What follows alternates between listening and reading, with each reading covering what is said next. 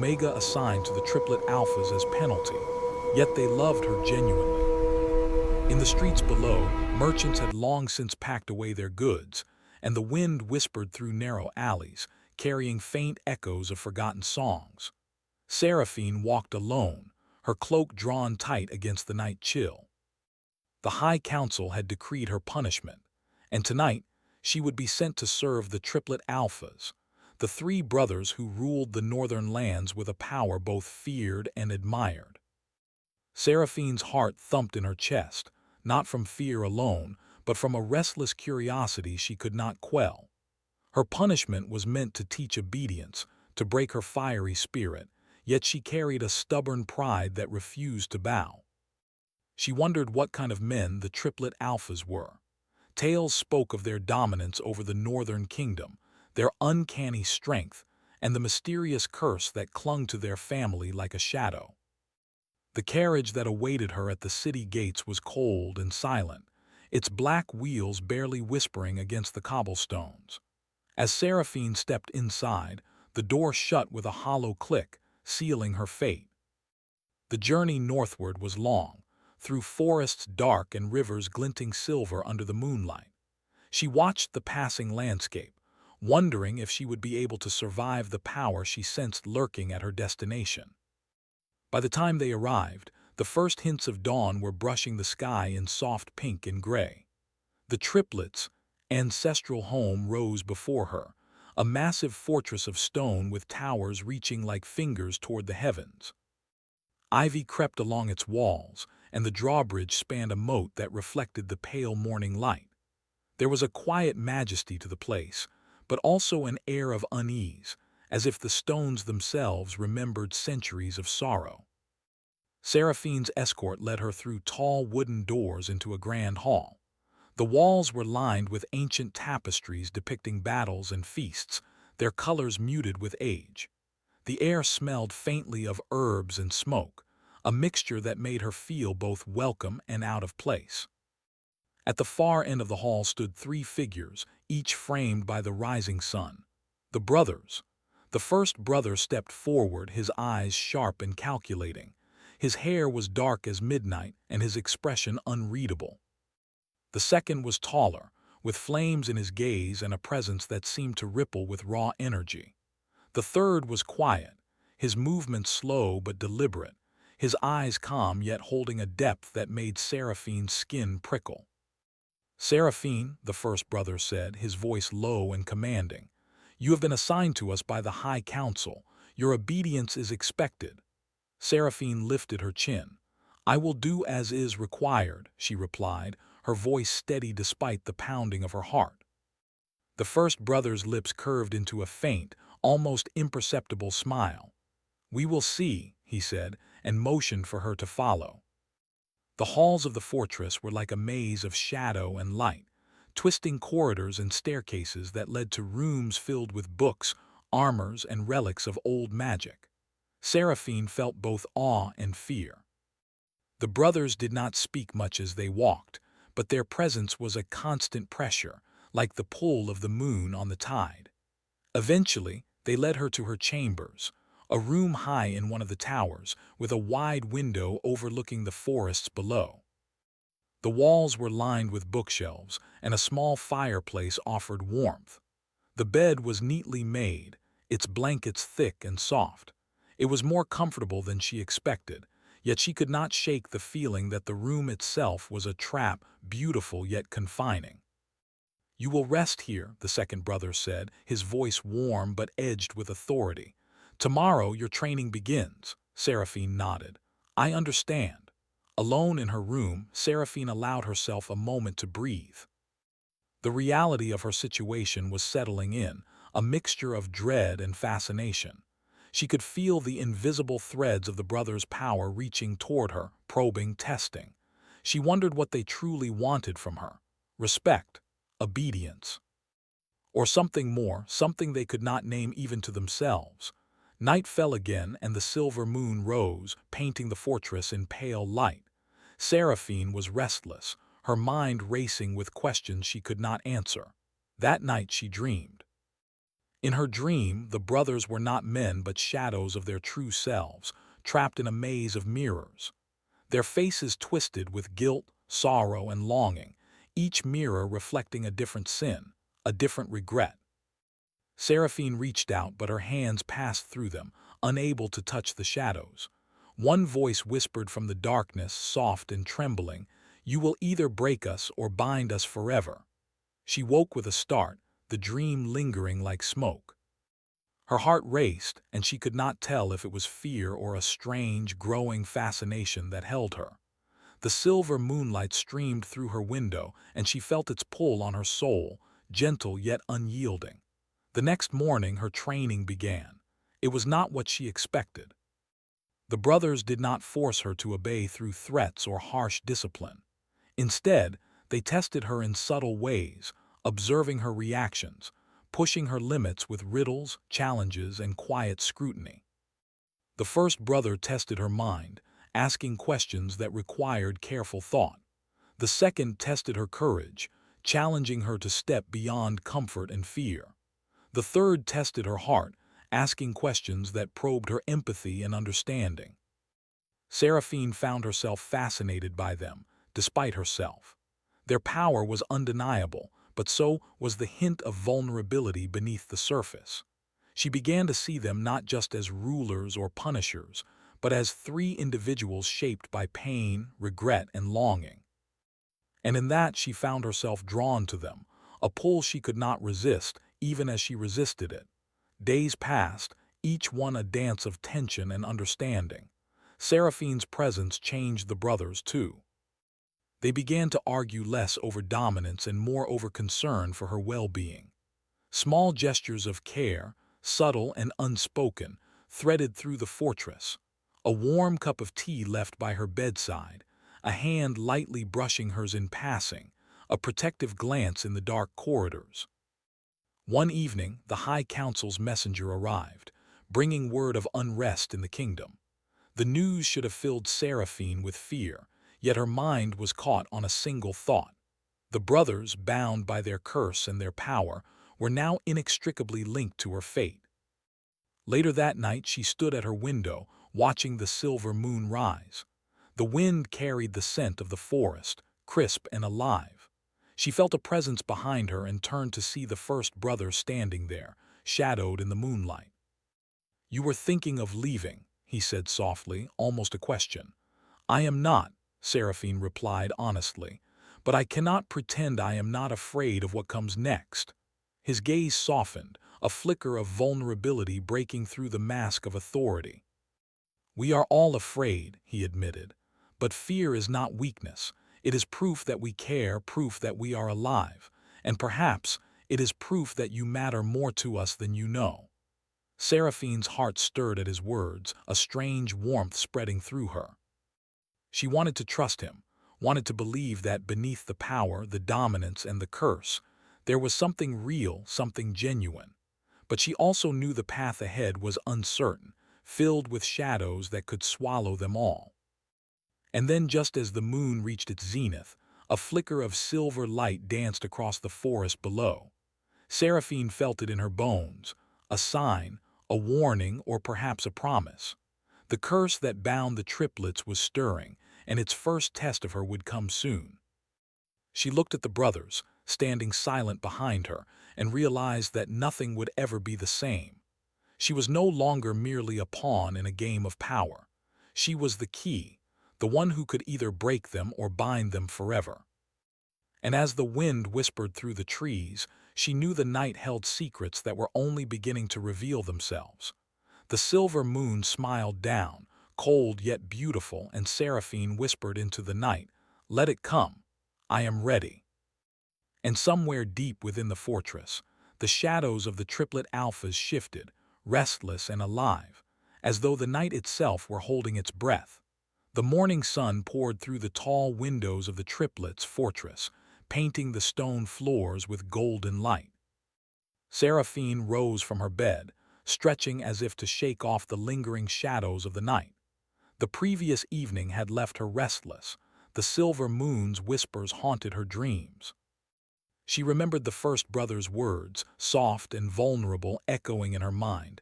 Fear is proof that you care, and perhaps you matter more to us than you know. Her chambers were quiet, but the fortress itself seemed alive. The halls carried a strange energy, as if the stones themselves remembered centuries of sorrow, pride, and power. Seraphine knew the brothers could sense her every thought, even when they did not speak. They had grown attentive to her moods, reading her expressions as if she were a map they were slowly learning to navigate. The first brother, Ireven, appeared at her door before she could fully prepare herself for the day. His presence was commanding, yet there was a gentleness in his gaze that contrasted the hard edges of his features. "Morning," he said, his voice low, almost hesitant. "You are awake earlier than I expected." "I did not sleep well," Seraphine admitted. "The moon, it seemed restless last night." Ireven's expression darkened. "It always is for those who feel it deeply. You are not like the others, Seraphine. You notice things. You sense things. That is both a gift and a danger here." She nodded. She had felt the pull of the curse even from afar, like a thread tugging at her soul. And now, close to the triplets, the weight of their shared power pressed upon her, as if the fortress itself were testing her. The second brother, Callan, entered then, his presence fiery and unrestrained. He carried a silver pendant that glinted in the sunlight. "We leave today," he said, his voice sharp but warm.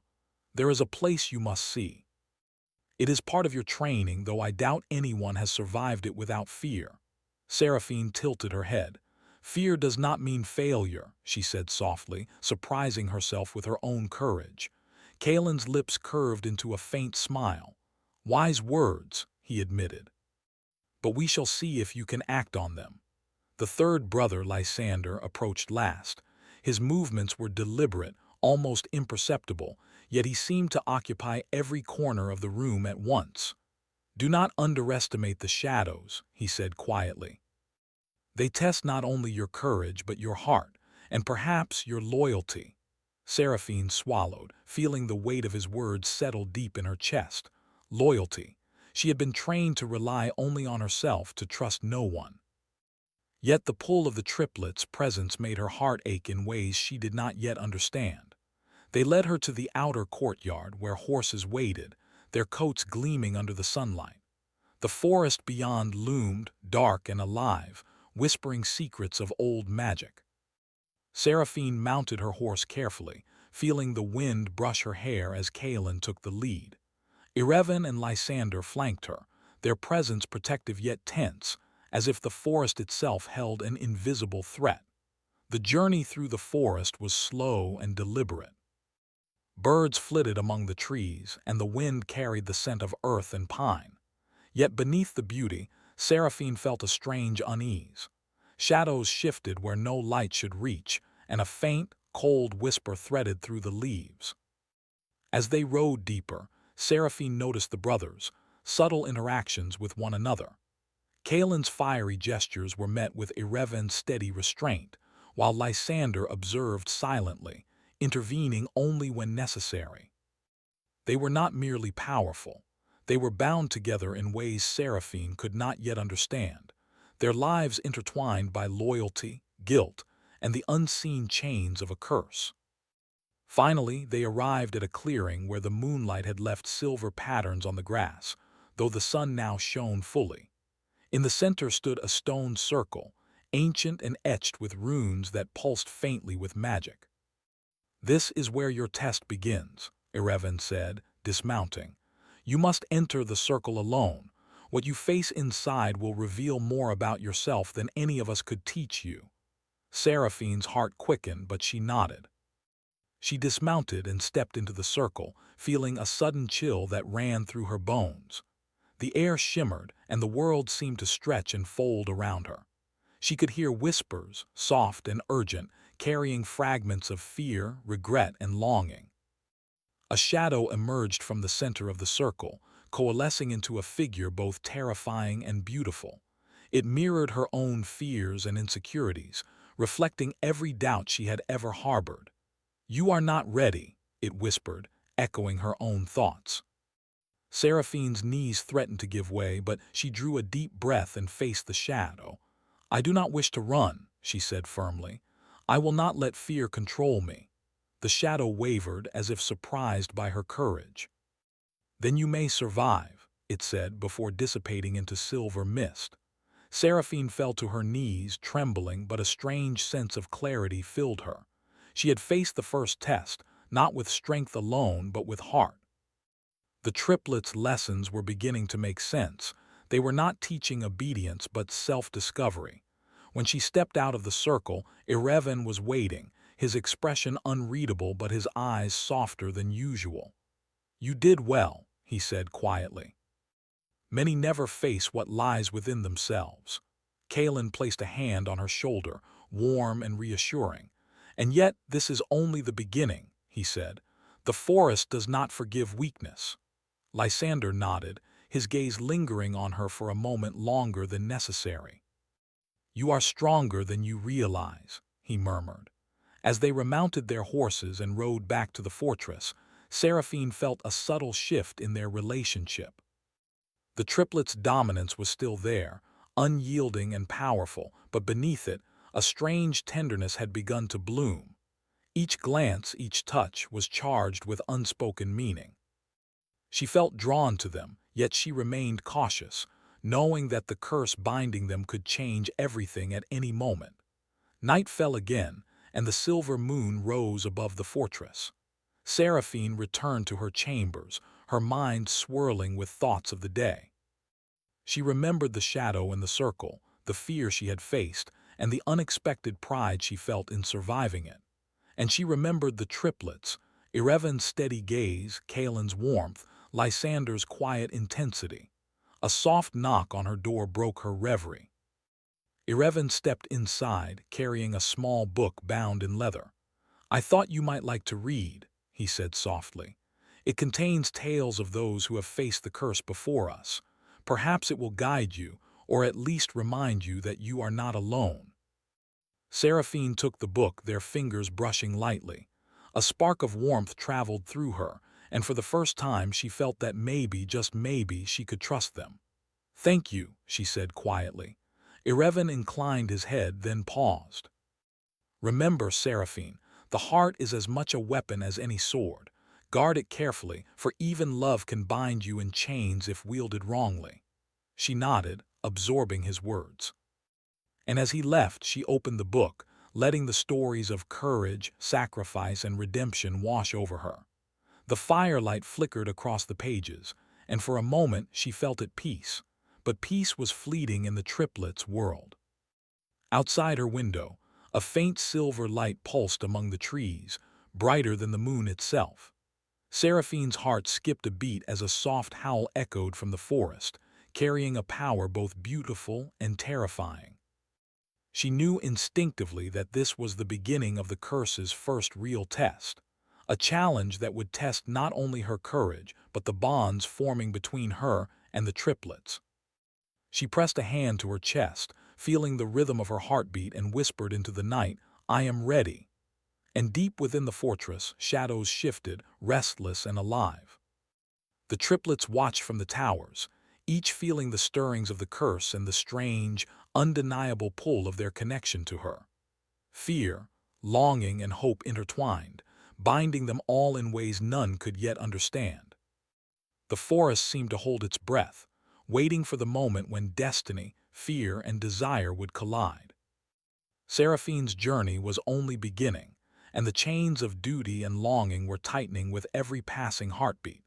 The forest beyond the fortress was alive with whispers. Silver light flickered between the branches, casting shapes that seemed to move of their own accord.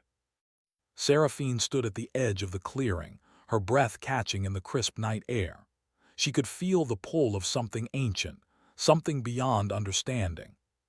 The triplets had warned her that fear was part of her journey, but even they could not predict the full power that lay ahead.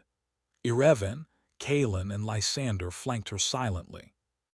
The shadows in the trees seemed to shift at their presence, almost as if the forest itself recognized their bloodline.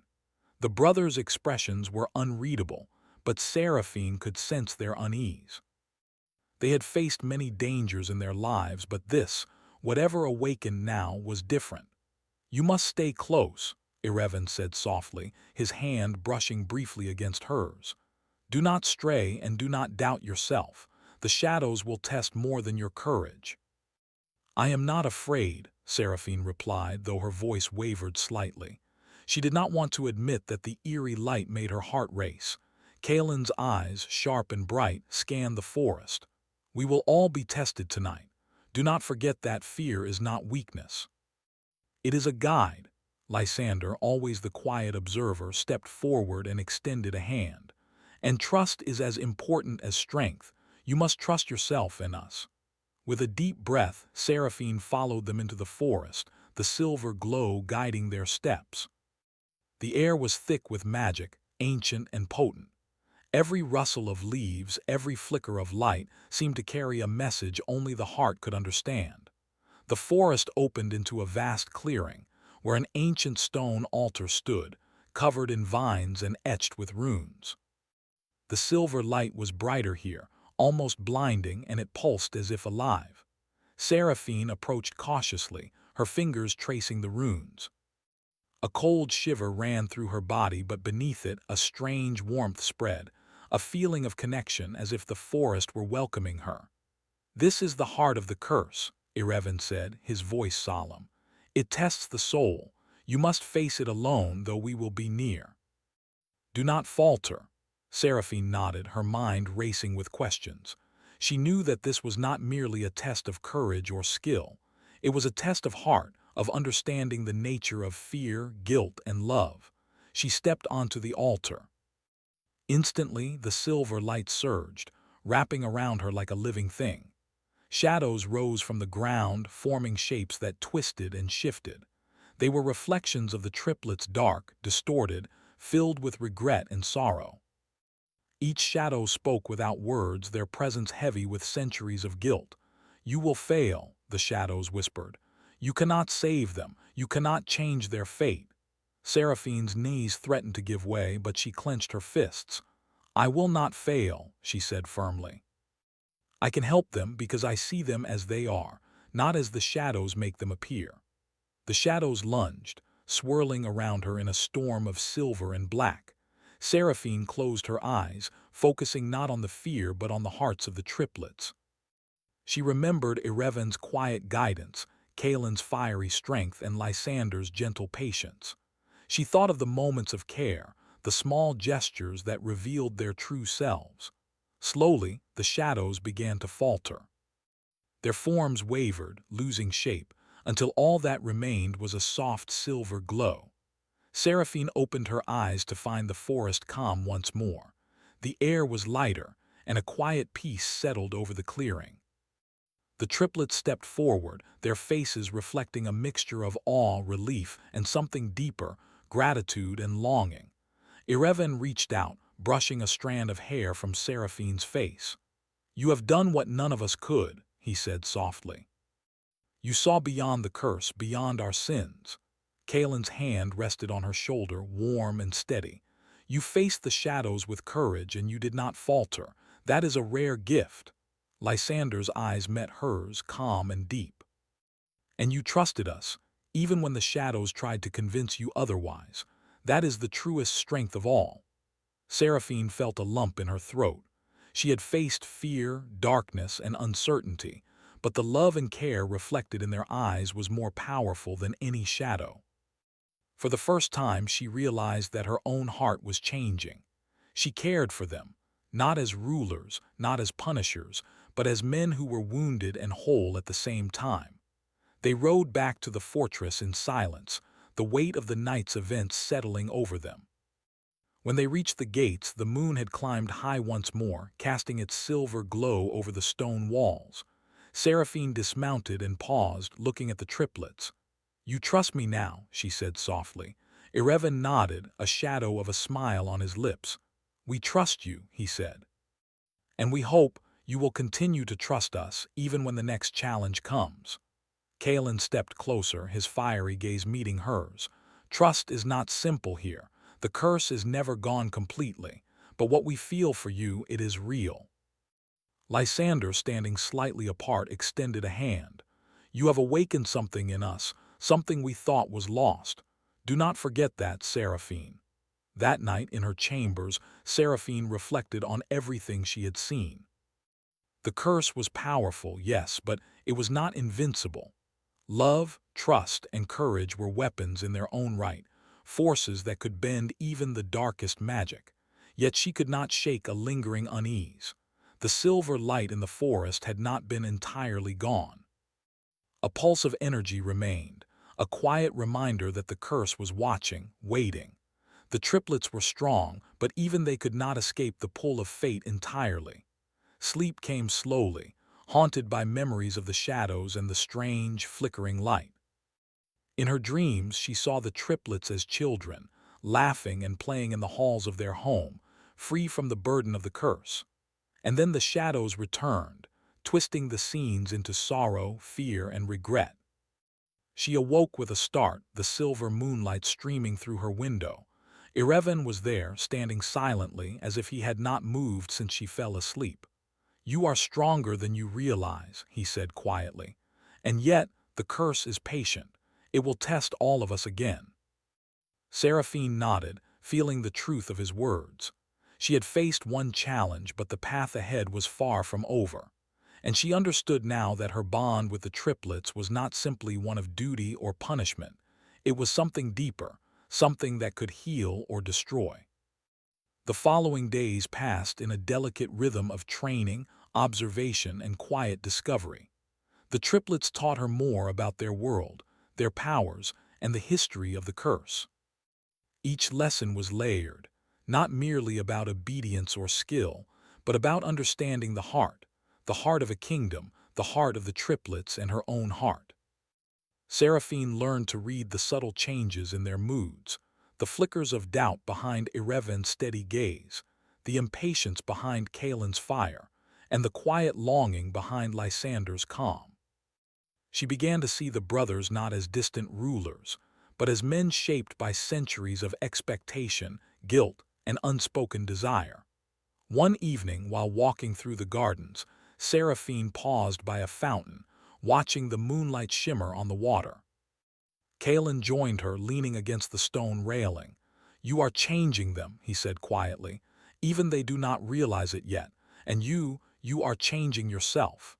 Seraphine looked at him, her heart stirring. "I never thought I could care so deeply for them," she admitted. "And I never thought they could care for me." Kaelin smiled faintly. "Care is not weakness," he said.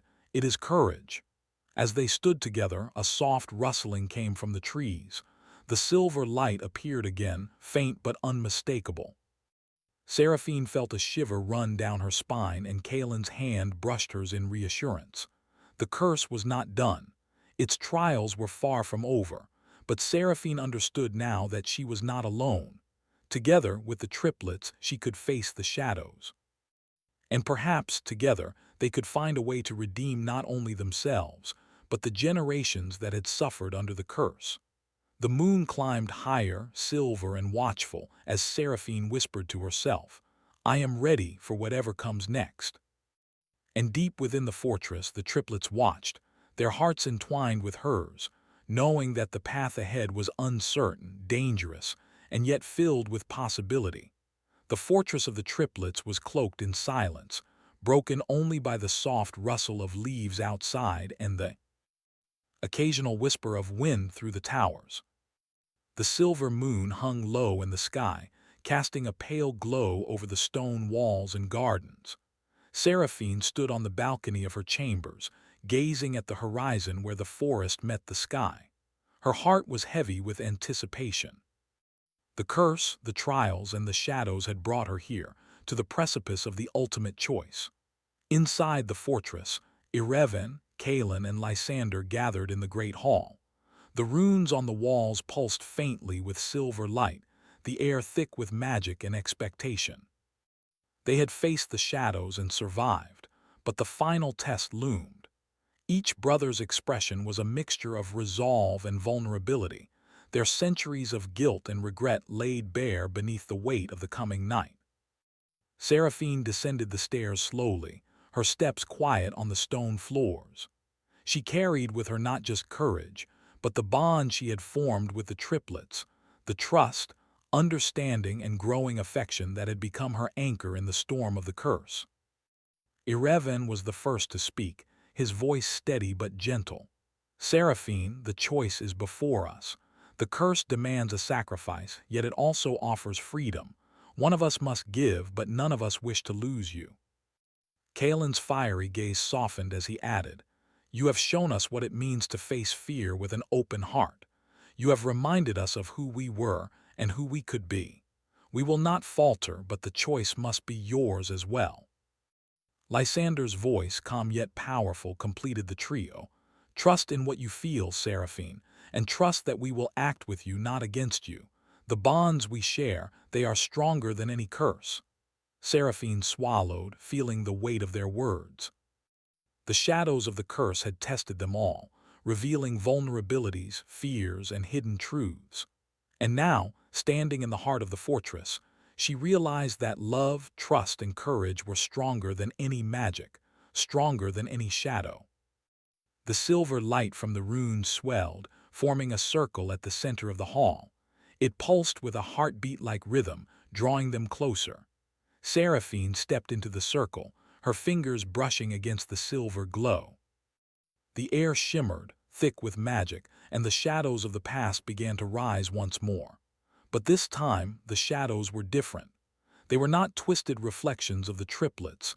They were echoes of pain, sorrow, and mistakes long buried. They whispered doubts and regrets, asking her to falter, to fear, to doubt her connection with the brothers. "You cannot save them," the shadows hissed. "They are doomed, and you will be lost with them." Seraphine's heart pounded, but she closed her eyes and drew a deep breath. She thought of Ireven's steady guidance, Kalen's fiery strength, and Lysander's calm patience. She remembered the lessons they had taught her, not about obedience, but about understanding, trust, and love. "I can save them," she whispered, her voice firm. "Not by denying the past, but by embracing it. Not by fearing the future, but by choosing courage."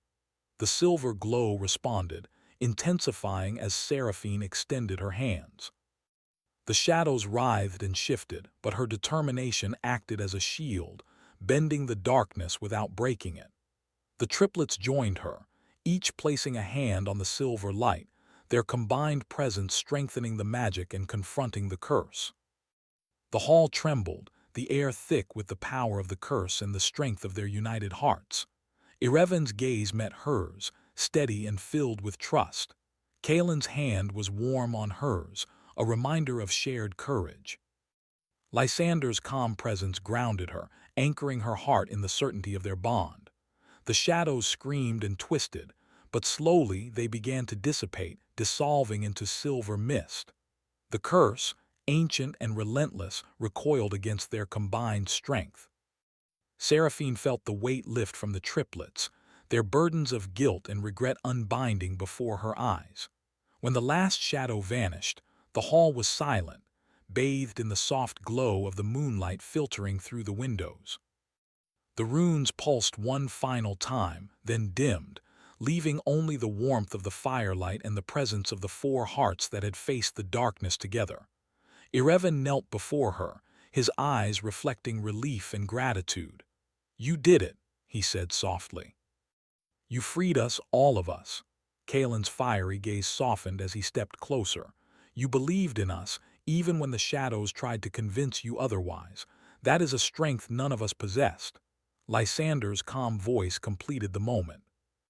"And through your courage, we have learned what it means to forgive ourselves, what it means to trust, to care, and to love." Seraphine felt tears prick her eyes, not from fear or sorrow, but from the overwhelming realization that she had not only faced the curse but had changed the hearts of the triplets, and perhaps even her own. They stood together, a united force against the shadows, a symbol of redemption and the power of trust and love. And in that moment, Seraphine understood that the curse had not been just a punishment. It had been a test of hearts, a journey to teach them all what it meant to truly live and love. The triplets embraced her, not as rulers to a servant, not as masters to a subject, but as equals bound by trust and shared courage. Ireven's hand brushed against hers, gentle and firm. Kaelin's eyes shone with a warmth that matched the firelight. Lysander's calm presence enveloped her, a steady reminder that they were no longer defined by the shadows of the past. Together, Seraphine whispered, her voice steady, we are stronger than any curse. Yes, Ireven agreed, stronger than any shadow. Kaelin's lips curved into a smile. Stronger than fate itself. Lysander nodded, his calm eyes reflecting the quiet certainty of the moment. And together, we will face whatever comes next. The fortress, once heavy with the weight of the curse, now seemed alive with hope. The stones themselves seemed to breathe, the air filled with a gentle warmth that spoke of renewal and the possibility of a future unbound by fear. Seraphine looked at the triplets, her heart full, and felt a surge of gratitude and love. The journey had been long and filled with challenges, but the trials had revealed not just the strength of her heart, but the strength of theirs as well. They had all been shaped by the shadows, but together they had found a way to rise above them. As dawn approached, the first light of the sun touched the towers of the fortress, casting a golden glow over the stone and gardens. Seraphine stepped onto the balcony, the triplets beside her, and for the first time she felt truly free. Free from fear, free from the chains of the curse, and free to embrace the bond that had grown between them. The silver moon dipped behind the horizon, leaving only the warm glow of the morning light. And in that light, Seraphine realized that love, trust, and courage were stronger than any magic, stronger than any curse, and more enduring than any shadow. Ireven, Kaelin, and Lysander stood close, their hands brushing against hers, their eyes filled with a mixture of awe, respect, and an unspoken promise. The bond they shared was no longer defined by duty or punishment. It was defined by choice, by heart, and by the courage to face darkness together. Seraphine smiled, feeling a sense of peace she had never known before. We are more than fate, she whispered, her voice carried by the morning breeze. More than punishment, we are together. The triplets echoed her sentiment, their voices soft but unwavering. Together, they said. And in that moment, the fortress, the forest, and the very world around them seemed to hold its breath, acknowledging the power of hearts united in trust, courage, and love. The curse had ended, but the journey of their lives together was only beginning. A journey of hope, redemption, and a bond that would endure through any darkness.